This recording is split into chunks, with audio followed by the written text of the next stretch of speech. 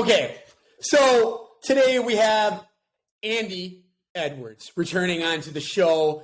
Here's the deal. The Cowboys are losers. They've always been losers. Andy, they are a bunch of losers. Every single year, they lose and they lose and they lose. And here we are again with the Cowboys having the best team that they've had in God knows how long. All the stars are aligning for the good old Cowboys to make a crack at the good old Soupy. And what happens? They've had every opportunity to beat the 49ers. We covered it in our last intellectual minute. They fell up short. Andy, there are so many things that we need to discuss in a very short amount of time, right? Oh, yes. Does Mike McCarthy have a job going forward? Is Ezekiel Elliott going to be on the team going forward? Is Dak Prescott the answer at quarterback? What is going on with this team, Andy? Let's just get your first impressions. Dak Prescott.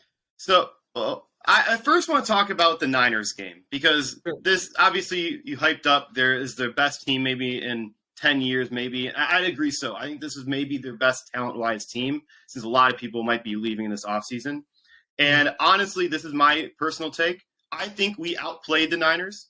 I think the Niners had an almost perfect game outside of the fumble return and then a drop pick towards the end. But everything went wrong for the Cowboys as typical Cowboy things do. Dak choked 2 picks. Diggs dropped a pick and missed a crucial tackle on George Kittle to prevent him from getting a huge gain. Schultz choked at the end.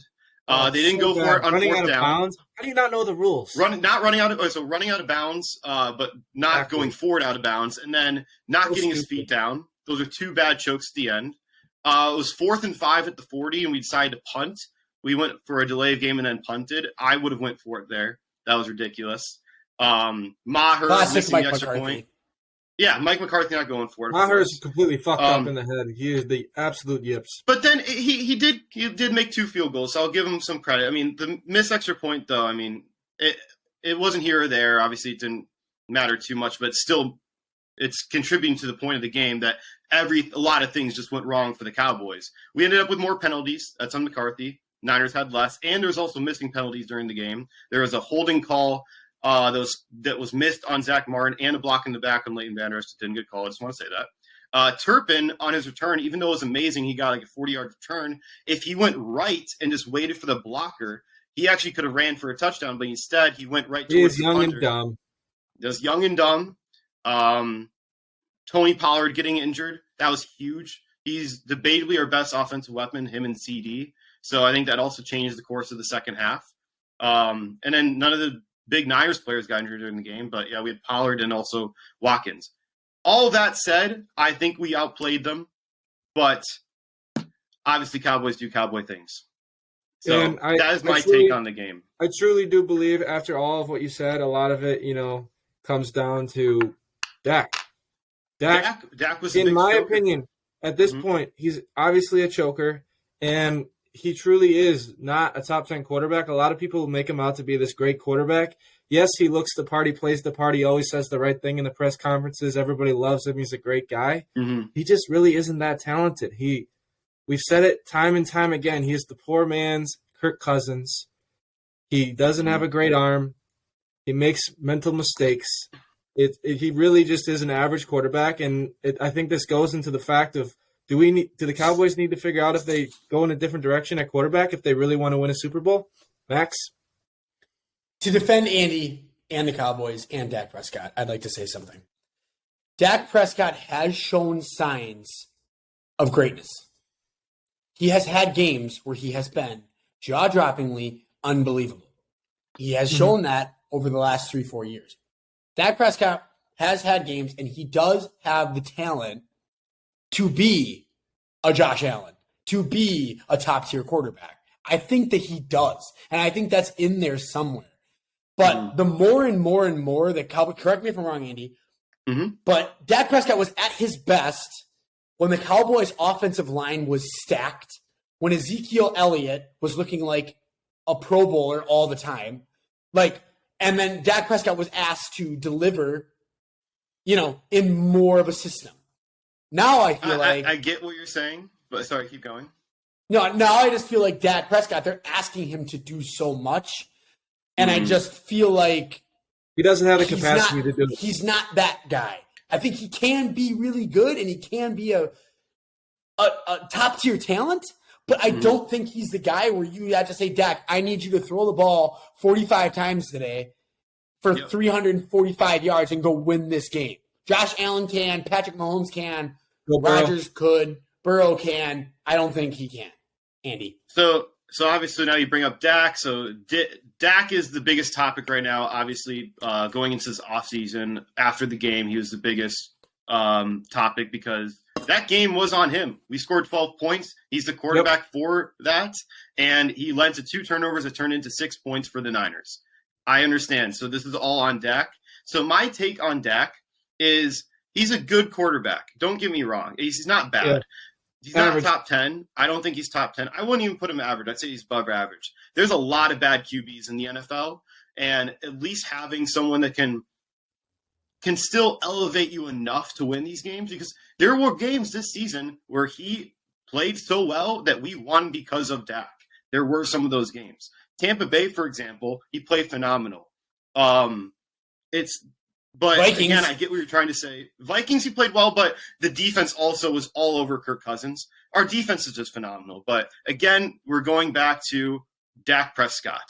And I think the case with Dak is we gave him way too much money. I will say that. Well, but again, $45 million a year, that is sucking $40 million a year. Potential to get other players, like keeping Amari Cooper, another receiver that really could have helped you guys out this year. Yeah, well, the Amari Cooper deal in general was horrible. And so I'm going to circle back to Dak. I'm going to do a few cases with the Cowboys first. The Cowboys in general, and this is why Dak got so much money, we draft so well, and then Jerry Jones gets attached to all of the players that he drafts, that we give so much money then to players that are deemed maybe average or just above average, and we lock them into these long-term deals. We did this with Jalen Smith. We ended up cutting him. We did this with Zeke. That's a huge contract. Marcus Lawrence, even though he's great, we're paying him way too much money. Michael Gallup, we gave him 5 years. He's not done anything this year. He's probably our wide receiver 4 now on our team, behind T.Y., or receiver 4, behind Schultz, T.Y., and CeeDee Lamb, obviously. And same thing happened with Dak. I think we paid him way too much money. And I think that's the problem with Jerry Jones going forward, is we just get too dependent on these guys. And if you look at the trade deadline, all the contending teams made trades for players to help them win. Niners got CMC. Eagles got D lineman. I'm blanking on his name. I forget his name, but yeah. Roquan Smith. No, Roquan Smith is Baltimore. Trade for Roquan Smith. Bills, even though it's a small trade, they trade for Hines. Hines is a great returner. Chiefs, Kadarius Toney. Again, all these teams traded for players to get better because they're trying to compete. Dallas didn't do that because they keep their guys. They rarely do these big trades in during the season or in the offseason because they like trying to move their guys going forward. And that's not how you win. If you got to go all in, we didn't go all in, and that's also what's kind of stopped us this year. But again, on Dak, so we gave him a lot of money, and I think some of the interceptions during the season, it's not his fault, but my goodness, I don't 17 picks. Some of them hit off the receiver's hands, and we need to get more receiver. I agree. But the offensive line also isn't as good as it used to be, and that's why we're trying to rebuild the offensive line. Because when we had Travis Frederick, he might be an Hall of Famer. Tyron Smith out for a lot of the year. He's a Hall of Famer as well. So we only really had Zach Martin, some young guys. But again, what to do with Dak? We have to keep him. We're locked into this long-term deal. Yeah. And because there are such bad quarterbacks out there, it's not like we have a bad one. He can still keep us in the game. The only problem is we don't know if he can get us to the Super Bowl. He can't take you to that championship. Your team will have to take you there. And another thing, think we're kind of locked in. You're locked in. Like, no one is going to want to take on a Dak Prescott contract for that much money. And it makes you guys kind of feel like you're trapped in a way to mediocrity. I think we are. I think we're trapped with him. But saying trapped is kind of, I don't know, because I still like Dak, and he's a great leader. I think he's a very charismatic person. Great guy. he's a great guy. He's a very likable guy, a guy that you definitely love to root for. And I wouldn't say he's top 10. He has some games that are definitely top 10 worthy, but it sucks. It sucks that we're kind of locked with him. Here's the deal. Dak is young. He's got a good arm. He's 28. I wouldn't really say he's young. He's 29, going to turn 30 probably. Yeah, I was going to say he's not young. I mean, of the last 8 teams that were left in the playoffs, he was the oldest quarterback. So yeah, he's not super young. But I would say that I really, really believe in my heart. And I hate the Cowboys. Mm-hmm. I hate them. Mm-hmm. Right? I love you, but I hate the Cowboys. Mm-hmm. But I think that they can win a Super Bowl with Dak Prescott. I really think that you can win a Super Bowl with Dak Prescott. I don't think Mike McCarthy is the answer. All right, that's good. I don't think he's the answer. You get what you see with Mike McCarthy. You see what you get. Mike McCarthy has been the same coach in this league the whole time. He doesn't adapt. He runs an archaic offense. He puts Dak Prescott in a position. I feel like the Cowboys offense kind of showed like they don't adapt to the new Kyle Shanahan, the new Matt LaFleur, the new, Sean McVay type of offenses of the league that they're trending. Mike McCarthy is, I'm going to send him 5 wide, drop him on back, and let Dak Prescott sling it. And as I said earlier, I don't think Dak Prescott is really that kind of quarterback. I think if you get him a coach that can get him in more of a system, I think Dak Prescott, if Brock Purdy can do it, Dak Prescott can do it. The Niners system to begin with is phenomenal. But I just want to say one thing. Question, Andrew. Okay, sure. The true question comes down to, do you think Jerry Jones will keep McCarthy or move on to a new coach? Oh, so that I was going to address that. He's keeping him. And again, this is part of the thing of where Jerry Jones, he gets too attached to somebody and doesn't let them go early on. He's loyal, one would say. He's very loyal. Which is both a blessing and a curse. So I think we're going to be stuck with McCarthy, and I think McCarthy can at least get us in a position to get us to the playoffs. Like, I think his regular season track record is good. I think our team wise is good enough to make it to the playoffs. But when it comes down into the playoffs, I don't trust Mike McCarthy. He does have that one Super Bowl with Rodgers, but so far I don't trust what he's done. Penalties have been our problem. Bad decision-making, clock management, even though clock management wasn't a problem in this last game. That stupid-ass play at the end of the game with Ezekiel Elliott being your center and getting plowed through. That was laughably bad, to be fair. That was horrible, but there's no Cowboys. Nothing was happening anymore. We were screwed. We were at the 20 to 30-yard line. That was one of the worst play calls I've ever seen. And I want to make another point. Everyone's hyping up that, the Cowboys lost. This is horrible, but everyone basically thought the Niners were going to win. Niners were favored in this game. Majority of people thought the Niners would win. Niners, in my opinion, are an overall better team than the Cowboys. I personally think the Niners have the best team in the NFL. From top to bottom, I think they're stacked at every single position. The only one that they're kind of lacking is quarterback, and Brock Purdy's playing up to those standards also because of Shanahan's system.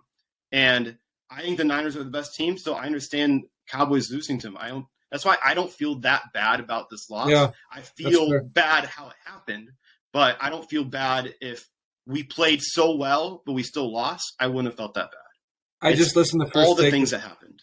Just listen to First Take this morning. You literally just made the exact same point that Michael. Oh, really? Made. Yeah. Well, who made that point? I didn't listen. Michael Irvin. He was like, I don't feel bad. It was the way we lost. They were a better team, but like you said, it's just. And again, we lost Tony Pollard during the game too. And he's probably your second best playmaker, maybe best behind CD. So top that's two a for sure, easily. Brutal blow for the Cowboys to lose him. Completely changed the game plan. Andy, you bring phenomenal points. We're going to wrap this up, but I do appreciate what you had to say about the Cowboys today. It was an awesome episode. So thank you. Tune in, subscribe, Cowboy Nation, we are praying for you. Cowboy Nation, you are in our thoughts and prayers. Andy, thanks, brother. Next year will be our year. Don't worry. That's what they say every year. That's Cowboys fan sickness. All right, talk to you later. Out.